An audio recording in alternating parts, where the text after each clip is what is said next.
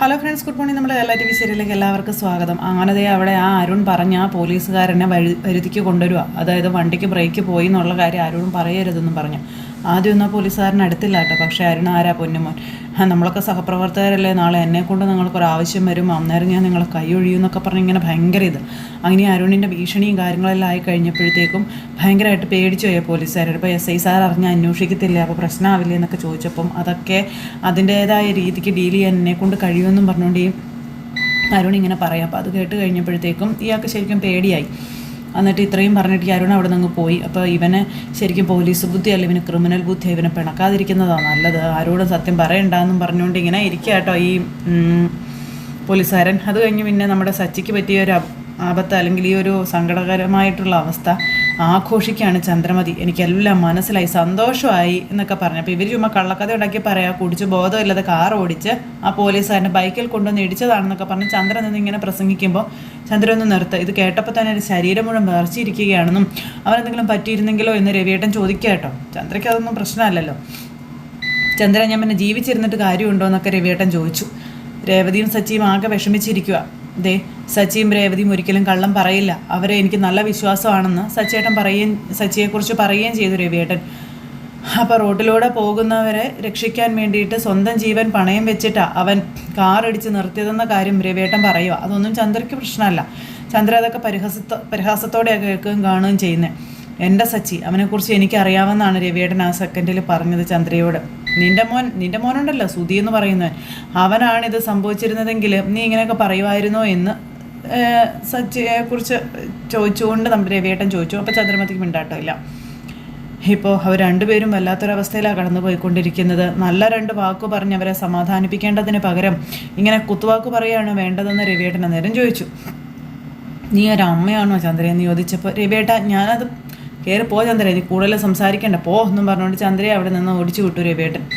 അപ്പോൾ അതെ, എൻ്റെ വണ്ടി പിടിച്ചവരെടുത്ത് വെച്ചാൽ പിന്നെ എൻ്റെ ലൈസൻസ് ക്യാൻസൽ ചെയ്യുമെന്നാണ് പറഞ്ഞിരിക്കുന്നത്. അങ്ങനെ എന്തെങ്കിലും സംഭവിച്ചു കഴിഞ്ഞിട്ടുണ്ടെങ്കിൽ ഞാൻ എങ്ങനെ ജോലി ചെയ്യും വെച്ചാന്ന് സച്ചി ഇങ്ങനെ ചോദിക്കട്ടെ. അപ്പോൾ ഇത് ചന്ദ്ര മുകളിൽ നിന്ന് കേട്ടു. എന്നിട്ട് ഇങ്ങനെ ഓഹോ, അപ്പോൾ ഇങ്ങനെയൊക്കെ നടന്നോ, അപ്പോൾ ഇനി കാർ ഓടിക്കാൻ കഴിയില്ലല്ലേ, ജോലി ഇല്ലാതായല്ലേ എന്നൊക്കെ ചോദിച്ച് ചന്ദ്ര കളിയാക്കുകയാണ് സച്ചിയെ.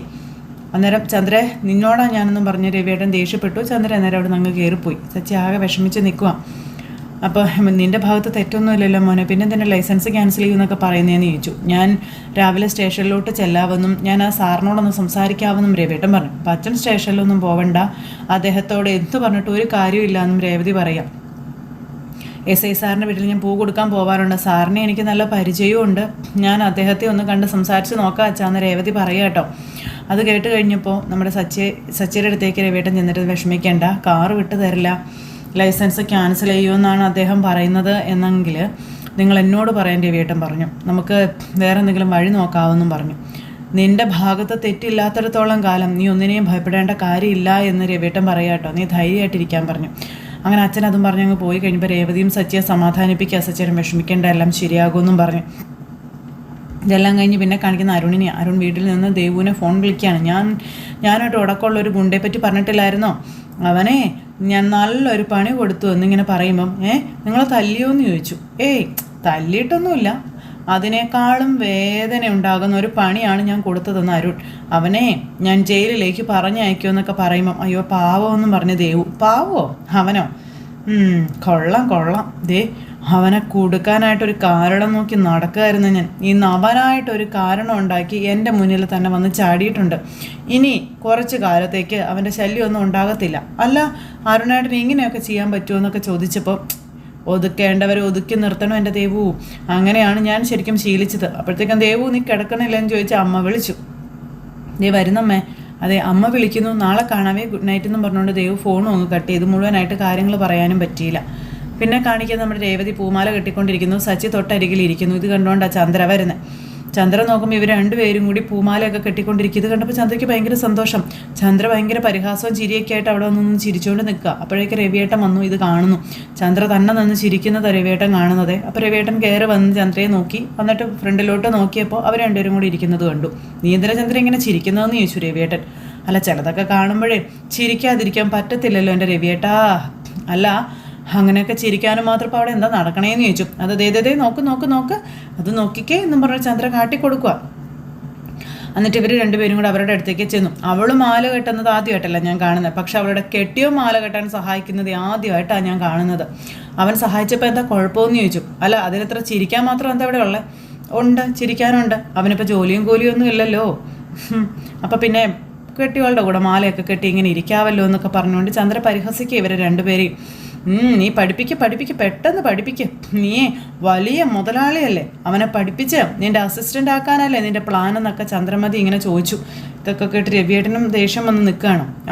എന്തായാലും കൊള്ളാം, നിൻ്റെ എല്ലാ കാര്യത്തിലും അസിസ്റ്റൻ്റ് ആക്കിക്കോ. നീ പൂ കെട്ടാനും പൂ കൊണ്ടേ കൊടുക്കാനും അടുക്കള ജോലി ചെയ്യാനും തുണി അലക്കാനും എന്നു വേണ്ട സകല ജോലികളും നീ അവനെ കൊണ്ട് തന്നെ ചെയ്യിക്കുക. ഇവന് പിന്നെ ജോലിയും വരുമാനമൊന്നും ഇല്ലാത്തത് കൊണ്ട് നീ പറയുന്നത് കേട്ട് നിന്നെ അനുസരിച്ച് ഇവിടെ തന്നെ ഇങ്ങനെ കഴിഞ്ഞോളൂ എന്നൊക്കെ ചന്ദ്ര പറയുക. ഇതൊക്കെ കേട്ടപ്പോൾ രവിയേട്ടന് ശരിക്കും കലി വരാൻ തുടങ്ങി. എന്താണോ നീ ആഗ്രഹിച്ചത് അതാണിപ്പോൾ ഇവിടെ നടന്നുകൊണ്ടിരിക്കുന്നത്, സന്തോഷമായോ നിനക്കെന്നൊക്കെ ചോദിച്ചു ചന്ദ്രമതി ഇങ്ങനെ രേവതി കുറ്റപ്പെടുത്തിക്കൊണ്ടിരിക്കാം. അപ്പോൾ എന്തൊക്കെയാണ് ചന്ദ്ര നീ പറഞ്ഞുകൊണ്ടിരിക്കണേന്ന് രവിയേട്ടൻ ചോദിച്ചു. ഞാൻ പറഞ്ഞത് എന്താ ശരിയല്ലേ, ഇവൻ ഇനി കാർ എടുക്കാനൊന്നും പറ്റില്ല. ഇനിയിപ്പോൾ ഇവൻ ഇവിടെ കിടന്ന് ഇവളുടെ കീഴിൽ നിർത്ത എന്നും പറഞ്ഞുകൊണ്ട് ചന്ദ്രമതിയുടെ നേരെ അലറി വിളിച്ച് ചെന്നില്ലേ നമ്മുടെ രേവതി. കൂടുതൽ വായത്താളം അടിച്ചതാണ് ചന്ദ്രമതി. പക്ഷെ രേവതി അത് സാധിക്കാൻ സമ്മതിച്ചു കൊടുത്തില്ല. ആ പൂവെല്ലാം കൂടെ അവിടെ വെച്ചിട്ട് രേവതി ചെന്നു. എന്ത് പറഞ്ഞാൽ അത് കേട്ട് നിൽക്കുമെന്ന് നിങ്ങൾ വിചാരിക്കരുത്, സഹിക്കുന്നതിനൊക്കെ ഒരു പരിധിയുണ്ടെന്ന് രേവതി പറഞ്ഞു. ഒന്ന് പോടി അവിടെ നിന്നും പറഞ്ഞുകൊണ്ട് ചന്ദ്ര അവിടെ നിന്ന് അങ്ങ് പോകുമ്പോൾ ഒന്ന് നിന്നേ അവിടെ. എൻ്റെ കീഴിൽ ജോലി ചെയ്ത് ജീവിക്കേണ്ട ഗതികേട് സച്ചേട്ടൻ എന്തായാലും വന്നിട്ടില്ല എന്നും എന്നെ ഒന്ന് സഹായിച്ചു. അതിനെന്തൊക്കെ നീ പറഞ്ഞു കൂട്ടുന്നേ? ഭാര്യ ഭർത്താവിനെയും ഭർത്താവ് ഭാര്യയെയും ജോലിയിൽ സഹായിക്കുന്നതേയും സാധാരണയായിട്ടുള്ള കാര്യമാണ്. അതുകൊണ്ട് മറ്റൊരാളുടെ അടിമയാകുമെന്ന് രേവതി ചന്ദ്രയോട് ചോദിക്കും കേട്ടോ. രവിയേട്ടൻ ഞെട്ടിപ്പോയി രേവതി പറയുന്നത് കേട്ട്. ഇദ്ദേഹത്തിന് ഇപ്പോൾ ജോലിയും കൂലിയൊന്നും ഇല്ലെന്നല്ലേ നിങ്ങൾ പറഞ്ഞത്? സച്ചേട്ടൻ ഒരിക്കലും ജോലിയില്ലാതെ വീട്ടിലിരിക്കേണ്ടി വരില്ല എന്ന് രേവതി ചന്ദ്രമതിയെ വെല്ലുവിളിക്കുന്നു. സച്ചി ഇങ്ങനെ അന്തം വിട്ടിങ്ങനെ നോക്കുക രേവതിയെ. അതുപോലെ തന്നെ രവിയേട്ടനും. പോലീസുകാർ പിടിച്ചെടുത്ത് ഇദ്ദേഹത്തിൻ്റെ കാറെ ഈ രേവതി തിരിച്ചു വാങ്ങിക്കുമെന്ന് രേവതി വെല്ലുവിളിക്കുന്നു ചന്ദ്രയെ. അപ്പോൾ ചന്ദ്ര അന്നേരവും പരിഹസിച്ചിങ്ങനെ നിൽക്കുക. ഇദ്ദേഹത്തിൻ്റെ ലൈസൻസ് ക്യാൻസൽ ചെയ്യാൻ പോകുന്നില്ല, മനസ്സിലായോ നിങ്ങൾക്കെന്ന് ചോദിച്ചു. അപ്പോഴും ചന്ദ്രമതിക്ക് പരിഹാസം. ഇന്ന് അമ്മ എവിടെയും പോവരുത്, ആ കാറെടുത്ത് ഞങ്ങൾ വരുന്നത് കാണാൻ അമ്മ ഈ വീട്ടിൽ തന്നെ ഉണ്ടാകണമെന്ന് രേവതി വെല്ലുവിളിക്കുക ചന്ദ്രമതിയെ. സച്ചിക്കും ഒത്തിരി സന്തോഷമായി. ഇപ്പോൾ കണ്ടില്ല സച്ചേട്ടാ, താണുമെന്ന് തോന്നുമ്പോൾ തലയിൽ കയറി ചവിട്ടാൻ നോക്കിയിരിക്കുക ഓരോരുത്തർ. അതിന് നമ്മളായിട്ട് ഇട കൊടുക്കണ്ട. ഇങ്ങനെ ഇങ്ങോട്ട് സച്ചേട്ടൻ വന്നേന്നും പറഞ്ഞുകൊണ്ട് ഇങ്ങനെ രേവതി സച്ചിയെ വിളിച്ചുകൊണ്ട് പോകുമ്പോഴത്തേക്കും അവൾ പറഞ്ഞത് കേട്ടോ രവിയേട്ടാന്ന് ചോദിച്ചുകൊണ്ട് ചന്ദ്രമതി രവിയേട്ടൻ്റെ അടുത്തേക്ക് ഇരുന്നു. അവൾ പറഞ്ഞതിൽ എന്താ തെറ്റെന്ന് രവിയേട്ടൻ ചോദിക്കാൻ. കൊടുത്തു വാങ്ങിച്ചതല്ലേന്ന്. നീ ഒരു അമ്മയല്ലേ, അവൻ നിൻ്റെ മോനല്ലേ? കഷ്ടം തന്നെ. ഞാൻ അമ്മയും അല്ല, അവൻ എൻ്റെ മോനും അല്ല, അവൾ എൻ്റെ മരുമോളും അല്ല എന്ന് പറഞ്ഞായി പിന്നെ ചന്ദ്ര. അവളെന്നെ വെല്ലുവിളിച്ചിരിക്കുക, വണ്ടിയായിട്ട് വരും അത്ര കാണട്ടെ ഞാനൊന്നും പറഞ്ഞു ചന്ദ്രമതി ഇങ്ങനെ ഇരിക്കുന്നു. അത് കഴിഞ്ഞ് പിന്നെ നമ്മുടെ രേവതി നേരെ പോലീസ് സ്റ്റേഷനിൽ ചെന്നു. പോലീസ് സ്റ്റേഷനിൽ ചെന്ന് കഴിഞ്ഞപ്പോഴത്തേക്ക് ഇവിടുത്തെ പോലീസുകാരോട് SI സാർ ഉണ്ടോയെന്ന് ചോദിച്ചു. SI സാർ വന്നില്ല എന്ന് പറഞ്ഞു. എപ്പോൾ വരുമെന്ന് ചോദിച്ചു. അപ്പോൾ കുറച്ച് കഴിയുമെന്ന് പറഞ്ഞു. വല്ല പരാതിയും കൊടുക്കാനാണെങ്കിൽ എഴുതി തന്നിട്ട് പൊക്കോളാൻ പറഞ്ഞു ആ സാറ്. അപ്പോൾ അന്നേരം അല്ല സാർ, നേരിട്ട് കണ്ടൊരു കാര്യം പറയാൻ വേണ്ടി വന്നതാണെന്ന് പറഞ്ഞപ്പം ഇനി കുറച്ച് സമയം വെയിറ്റ് ചെയ്തോളാൻ പറഞ്ഞു, അവിടെ ഇരുന്നോളാൻ പറഞ്ഞു. അങ്ങനെ അതും പറഞ്ഞ് രേവതിയോട് അവിടെ ഇരിക്കാൻ പറഞ്ഞു. അപ്പോൾ ഈ കൈ ഒടിഞ്ഞ പോലീസുകാരൻ അങ്ങോട്ടേക്ക് ചെല്ലുക. എന്നിട്ട് SI സാർ വന്നു എന്ന് ചോദിച്ചു. ഇല്ലയെന്ന് പറഞ്ഞു. സാറിൻ്റെ കൈക്കിപ്പോൾ എങ്ങനെയുണ്ട്, വേദന ഉണ്ടോ എന്ന് ചോദിച്ചു. വലിയ കുഴപ്പമൊന്നുമില്ല, സാർ ഇരിക്കാൻ പറഞ്ഞു. അങ്ങനെ കൈ ഒടിഞ്ഞ പോലീസുകാരൻ വന്ന് ഈ പോലീസുകാരൻ്റെ അടുത്തേക്ക് ഇരിക്കുക. അപ്പോൾ ഈ തൊട്ടരികിലാണ് നമ്മുടെ രേവതി ഇരിക്കുന്നത്. അപ്പോൾ ഇവരുടെ സംസാരം കേൾക്കാൻ പാകത്തിനാണ് ഇരിക്കുന്നത് രേവതി. അപ്പോൾ ഇയാൾ വേദനയൊക്കെ ഉണ്ടോ, എന്തായാലും ഒരു 10-15 ദിവസം കഴിഞ്ഞ് ഡ്യൂട്ടിയിൽ കയറാൻ പറ്റുമെന്ന് എനിക്ക് തോന്നുന്നത്. കഷ്ടകാലം വരുന്ന ഓരോരോ വഴികളെ അരുൺ സാറ് കാരണം ഇത് പറ്റിയതെന്ന് പറഞ്ഞു. അപ്പോൾ നമ്മുടെ രേവതി ഇത് കേട്ടുകൊണ്ടിരിക്കുക. അതെ, ആ കാറിൻ്റെ ഡ്രൈവർ അപ്പോഴേ പറഞ്ഞതാ കാറിന് ബ്രേക്ക് ഇല്ലാതെ എടുക്കരുത്. അപ്പോൾ രേവതിക്ക് മനസ്സിലായി ഈ കാര്യമാണെന്ന്. അരുൺ സാർ അതൊന്നും ചെവിക്കൊണ്ടില്ലെന്നേ, എന്നോട് കാർ എടുക്കാൻ പറഞ്ഞു, അത് സ്റ്റേഷനിൽ എത്തിക്കാനും പറഞ്ഞു. അപ്പോൾ രേവതി ഇങ്ങനെ കേൾക്കുക. ഞാൻ കാർ എടുത്തപ്പോഴേ എനിക്ക് പന്തികേട് മനസ്സിലായി. ഒരു മൺകൂനയിൽ കൊണ്ടുപോയി കാർ ഇടിപ്പിച്ച് വണ്ടി നിർത്തി, അതുകൊണ്ട് വലിയൊരു അപകടം ഒഴിഞ്ഞു എന്നും പറഞ്ഞു. അപ്പോൾ രേവതി ഇതെല്ലാം കേട്ട് ഇങ്ങനെ ഇരിക്കുവാണേ.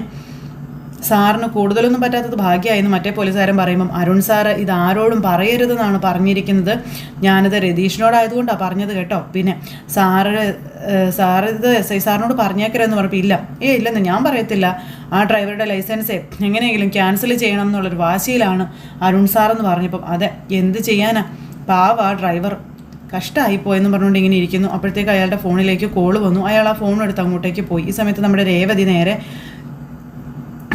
പോലീസുകാരൻ്റെ അടുത്തേക്ക് ചെല്ലുക. അപ്പോൾ ആരാ എന്താണെന്ന് ചോദിച്ചു. അപ്പോൾ സാറ് വിളിച്ച സാർ ഓടിച്ച വണ്ടിക്ക് ബ്രേക്ക് ഇല്ലായിരുന്നു അല്ലേ, അതാണ് സത്യമല്ലേ എന്ന് രേവതി ഇങ്ങനെ ചോദിക്കാം. താനെന്തിനാ ഇതൊക്കെ ചോദിക്കുന്നേ, താനാരാ എന്നൊക്കെ ഈ പോലീസുകാരൻ എന്താ രേവതി ചോദിക്കാം. സാർ ഓടിച്ച ആ കാറിൻ്റെ ഓണറും ഡ്രൈവറുമായ സച്ചിയുടെ ഭാര്യ ഞാനെന്ന് രേവതി പറയുമ്പോഴത്തേക്കും ഇയാളങ്ങ് ഞെട്ടി. ഈശ്വരാ, പണി പാളിയോ? അരുൺ സാറും എൻ്റെ ഹസ്ബൻഡും തമ്മിൽ പ്രശ്നമൊക്കെ ഉണ്ട്, മനസ്സിൽ വൈരാഗ്യവും ദേഷ്യമൊക്കെ ഉണ്ട്. സച്ചേട്ടനെ കൊടുക്കാൻ വേണ്ടിയിട്ടാണ് അരുൺ സാറൊക്കെ ശ്രമിക്കുന്നതെന്ന് രേവതി ഇങ്ങനെ ദയനീയമായിട്ട് ഈ സാറിനോട് പറയുന്നു. താൻ എന്തൊക്കെ ഈ പറയുന്നേ, എനിക്കൊന്നും മനസ്സിലാകുന്നില്ല എന്നൊക്കെ പറഞ്ഞപ്പം സാർ എന്താ ഒന്നും അറിയാത്തതുപോലെ പറയുന്നു എന്ന് രേവതി ചോദിച്ചു. സാറ് സംസാരിക്കുന്നത് ഞാൻ കേട്ടതാണെന്ന് രേവതി പറഞ്ഞു കേട്ടോ. അപ്പോഴത്തേക്ക് ഒരു വനിതാ പോലീസുകാരെ അങ്ങോട്ട്, സാർ സച്ചേട്ടൻ മനഃപൂർവ്വം അരുൺ സാറിൻ്റെ ബൈക്കിൽ കൊണ്ടുവന്ന് ഇടിച്ചതല്ല, ബ്രേക്ക് പോയതുകൊണ്ട് ഇടിച്ചതാണെന്ന് രേവതി പറയാം. സാറിനും അതറിയാവുന്നതല്ലേ എന്നൊക്കെ ചോദിച്ചു. അങ്ങനെ രേവതി ഈ സാറുമായിട്ട് സംസാരിച്ചിങ്ങനെയൊക്കെയാണ്. അപ്പോൾ സാർ അതൊന്ന് പറഞ്ഞാൽ എൻ്റെ സച്ചേട്ടൻ്റെ ലൈസൻസ് ക്യാൻസൽ ചെയ്യില്ല, വണ്ടിയും തിരിച്ചു കൊടുക്കും, എന്നെ സഹായിക്കണം. അപ്പോൾ താൻ എന്നെ തെറ്റിദ്ധരിച്ചിരിക്കുകയാണെന്നൊക്കെ പറഞ്ഞ് ഈ പോലീസുകാരൻ വെറുതെ ശല്യപ്പെടുത്താതെ പോ. അയ്യോ സാർ പ്ലീസ് സാറിൻ്റെ കാല് പിടിക്കാം. സാർ സച്ചേട്ടൻ്റെ ഭാഗത്ത് ഒരു തെറ്റുമില്ല, അത് സാറിനും അറിയാവുന്നതല്ലേ, തെറ്റ് ചെയ്യാത്ത ഒരാളെ ശിക്ഷിക്കാൻ കൂട്ട് നിൽക്കരുത് സാർ എന്നൊക്കെ പറഞ്ഞ് രേവതി കാല് പിടിക്കാം. സാറ് സത്യം ഒന്ന് പറയണം. അപ്പോൾ എന്ത് സത്യം, എനിക്കൊന്നും അറിയില്ല എന്ന് പറഞ്ഞു. താനെന്തിനാ ഇവിടെ കിടന്ന് ഇങ്ങനെയൊക്കെ കാണിക്കുന്നത്, അതാവുമ്പോൾ പുറത്ത് വെക്കാൻ പറഞ്ഞു രേവതിയോട്. SI സാർ വരുമ്പോൾ വന്നാൽ മതി എന്ന് പറഞ്ഞ് ഞാൻ വനിതാ പോലീസുകാർ രേവതിയെ പറഞ്ഞിറക്കി വിട്ടു. ആ സമയത്ത് ഇനി ഇവിടെ നിന്ന പ്രശ്നം പെട്ടെന്ന് കാര്യങ്ങളെല്ലാം ഒന്ന് ഡീലാക്കിയിട്ട് ഇവിടുന്ന് പോകാം എന്നും പറഞ്ഞുകൊണ്ട് ഈ കൈ ഒടിഞ്ഞ പോലീസുകാരൻ അവിടെ നിന്ന് പോവുക. ഈ സമയത്ത് നമ്മുടെ രേവതി അവിടെ നിന്ന് ഇതിനെപ്പറ്റി ആലോചിച്ചുകൊണ്ട് നിൽക്കുക കേട്ടോ, അവർ സംസാരിച്ചതിനെ പറ്റി. അപ്പോഴാണ് സച്ചി അങ്ങോട്ടേക്ക് വരുന്നത്. സച്ചി അങ്ങോട്ടേക്ക് വന്നപ്പോൾ രേവതി ഇങ്ങനെ അവിടെ നിൽക്കുകയല്ലേ. അപ്പോൾ രേവതിയെ കണ്ടപ്പോൾ നീ എന്തിനാ വന്നതെന്ന് ചോദിച്ചു രേവതിയോട് സച്ചി. ഞാൻ SI സാറിനെ കാണാൻ വന്നതാണ്, ഞാൻ പറഞ്ഞിരുന്നതല്ലേ എന്ന് ചോദിച്ചപ്പോൾ ആരെ കണ്ടിട്ടും കാര്യമുണ്ടെന്നൊന്നും തോന്നുന്നില്ല രേവതി, നീ ഇവിടേക്ക് വരേണ്ടിയിരുന്നില്ല എന്ന് സച്ചി ഇങ്ങനെ പറഞ്ഞപ്പം അങ്ങനെയല്ല സച്ചേട്ടാ, ഞാൻ വന്നത് കൊണ്ടൊരു കാര്യം ഉണ്ടായെന്ന് രേവതി പറഞ്ഞു. അപ്പോൾ എന്താ കാര്യമെന്ന് ചോദിച്ചു. അപ്പോൾ ഇവിടെ നടന്ന സംഭാഷണത്തെ പറ്റി രേവതി സച്ചിയോട് പറയാം. അപ്പോൾ ഇത് കേട്ട സച്ചിക്ക് മനസ്സിലായി ചതിയാണെന്ന്. ഓ, അപ്പോൾ എല്ലാവരും കൂടെ കരുതിക്കൂട്ടി നമ്മളെ ചതിച്ചതാണല്ലേ എന്ന് ചോദിക്കുകയാണ് സച്ചി രേവതിയോട്. അപ്പോഴത്തേക്കും SI സാറ് വരുന്നു. SI സാർ വന്നപ്പോൾ രേവതിയും സച്ചിയും കൂടെ അവിടെ വെയിറ്റ് ചെയ്ത് നിൽക്കുന്നു. അപ്പോൾ SI സാറിൻ്റെ വണ്ടിയിൽ അരുണും ഉണ്ട്. അരുണിന് ഇവരെ കണ്ടപ്പോൾ ഭയങ്കര ദേഷ്യം, പ്രത്യേകിച്ച് സച്ചിയെ കണ്ടപ്പോൾ കലി കയറി ഇങ്ങനെ നിൽക്കുക. അപ്പോൾ രേവതിയും അരുണിനെ കണ്ടു. ഇവർ രണ്ടുപേരും അങ്ങോട്ടും ഇങ്ങോട്ടും തുറച്ചു നോക്കി ഇങ്ങനെ നിൽക്കുക കേട്ടോ. അരുൺ എന്നിട്ട് ഇവരുടെ രണ്ടുപേരുടെ അടുത്തേക്ക് വന്നു. അപ്പോൾ സച്ചി ഇങ്ങനെ ഇയാളെ തുറച്ച് നോക്കി നിൽക്കുന്നു. എന്നിട്ട് ഇയാൾ സച്ചിയെ തുറച്ച് നോക്കി അകത്തേക്ക് കയറിപ്പോയി. അപ്പോൾ അതാണ് സച്ചേട്ടൻ പറഞ്ഞ അരുൺ സാർ എന്ന് പറഞ്ഞപ്പോൾ അതേന്ന് പറഞ്ഞു. അങ്ങനെ രേവതിയും സച്ചിയും കൂടെ അകത്തേക്ക് കയറി ചെല്ലുന്നു.